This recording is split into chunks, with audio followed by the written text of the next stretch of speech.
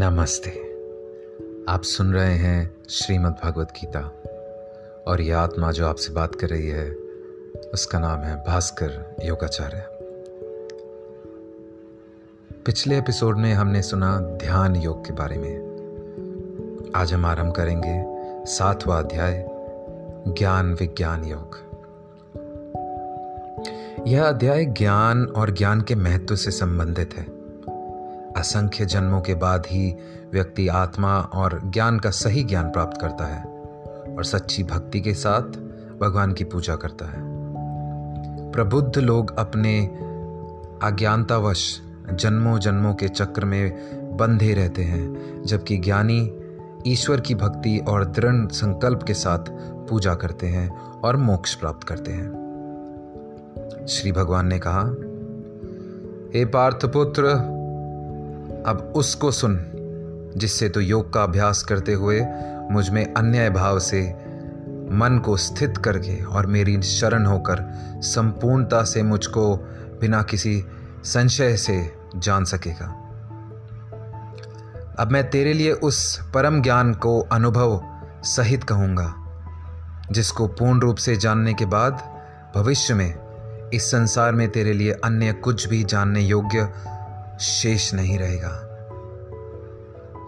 हजारों मनुष्यों में से कोई एक मेरी प्राप्ति रूपी सिद्धि की इच्छा करता है और इस प्रकार सिद्धि की प्राप्ति के लिए प्रयत्न करने वाले मनुष्य में से कोई एक मुझको तत्व रूप से साक्षात्कार सहित जान पाता है। पृथ्वी, जल, अग्नि, वायु, आकाश, मन, बुद्धि और अहंकार, ऐसे यहाँ 8 प्रकार के भेदों वाली तो मुझे जड़ स्वरूप अपारा प्रकृति है।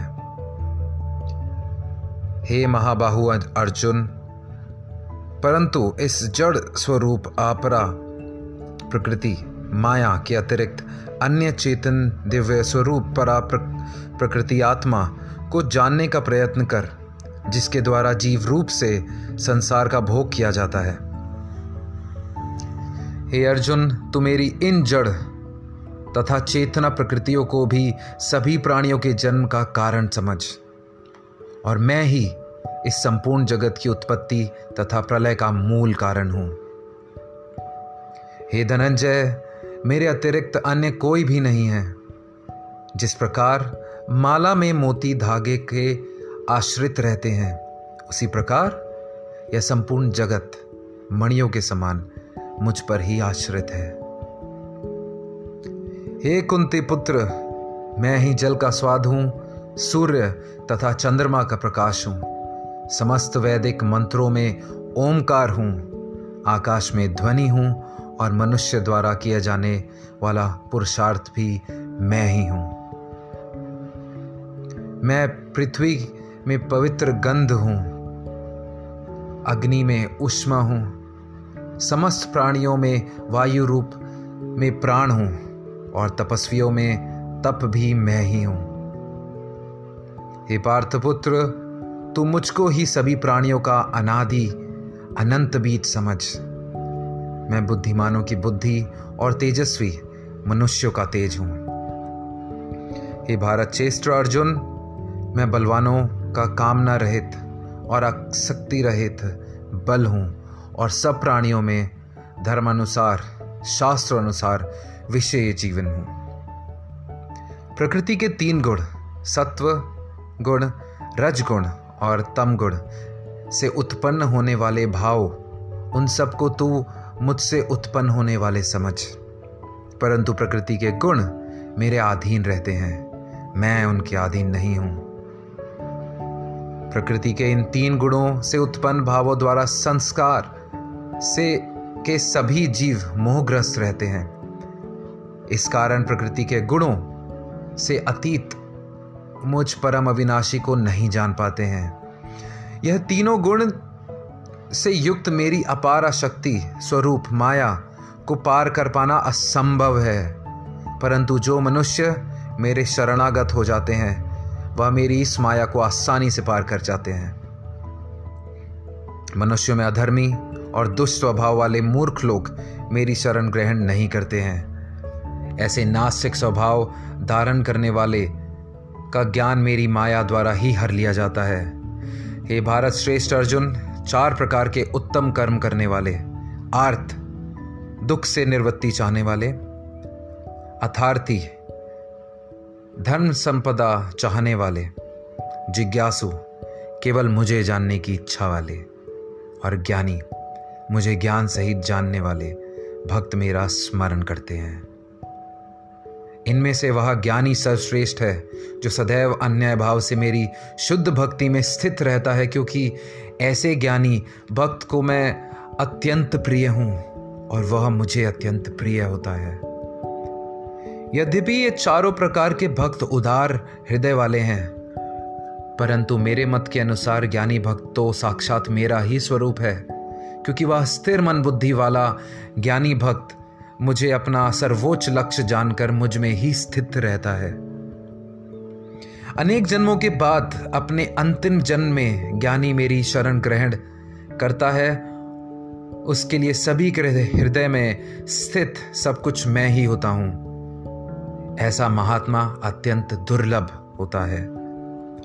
जिस मनुष्यों का ज्ञान सांसारिक कामनाओं के द्वारा नष्ट हो चुका है, वे लोग अपने अपने स्वभाव के अनुसार पूर्व जन्मों के अर्जित संस्कारों के कारण प्रकृति के नियमों के वश में होकर अन्य देवी देवताओं की शरण में जाते हैं। जैसे ही कोई भक्त जिन देवी देवताओं के स्वरूप को श्रद्धा से पूजने की इच्छा करता है, मैं उसकी श्रद्धा को उन्हीं देवी देवताओं के प्रति स्थिर कर देता हूं। वह भक्त सांसारिक सुख की कामनाओं से श्रद्धा से युक्त होकर उन देवी देवताओं की पूजा आराधना करता है और उसकी वह कामनाएं पूर्ण भी होती हैं, किंतु वास्तव में यह सभी इच्छाएं मेरे द्वारा ही पूरी की जाती हैं। परंतु उन अल्प बुद्धि वालों को प्राप्त वह फल क्षणिक होता है और भोगने के बाद समाप्त हो जाता है। देवताओं को पूजने वाले देवलोक को प्राप्त होते हैं, किंतु मेरे भक्त अंततः मेरे परम धाम को ही प्राप्त होते हैं। बुद्धिहीन मनुष्य मुझे अप्रकट परमात्मा को मनुष्य की तरह जन्म लेने वाला समझते हैं, इसलिए वह मेरे सर्वश्रेष्ठ अविनाशी स्वरूप के परम प्रभाव को नहीं समझ पाते हैं।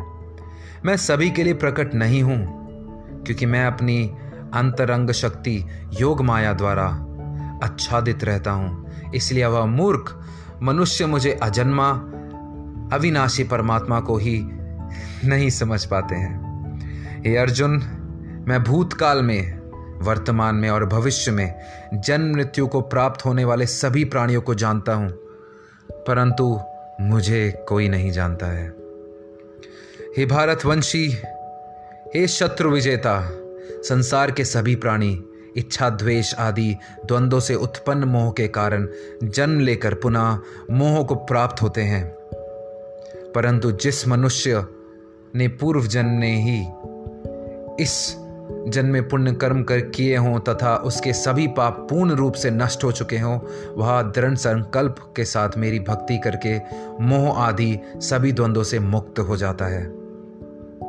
जो मनुष्य मेरी शरण होकर वृद्धावस्था और मृत्यु से मुक्ति पाने की इच्छा करता है, ऐसे मनुष्य उस ब्रह्म को, परमात्मा को और उसके सभी कार्यों को पूरी तरह से जानते हैं। जो मनुष्य मुझे अधिभूत संपूर्ण जगत का कर्ता, अधिदैव संपूर्ण देवताओं का नियंत्रक तथा अधियज्ञ संपूर्ण फलों का भोक्ता सहित जानता है और जिसका मन निरंतर मुझ में स्थिर रहता है, वह मनुष्य मृत्यु के समय में भी मुझे जानता है। इस प्रकार उपनिषद, ब्रह्म विद्या तथा योग शास्त्र स्वरूप श्रीमद् भगवद गीता में श्री कृष्ण तथा अर्जुन के संवाद में भगवत ज्ञान योग नाम का 7वां अध्याय संपूर्ण हुआ। आप सभी का बहुत बहुत धन्यवाद सुनने के लिए एंड सुनते रहिए श्रीमद् भगवद गीता।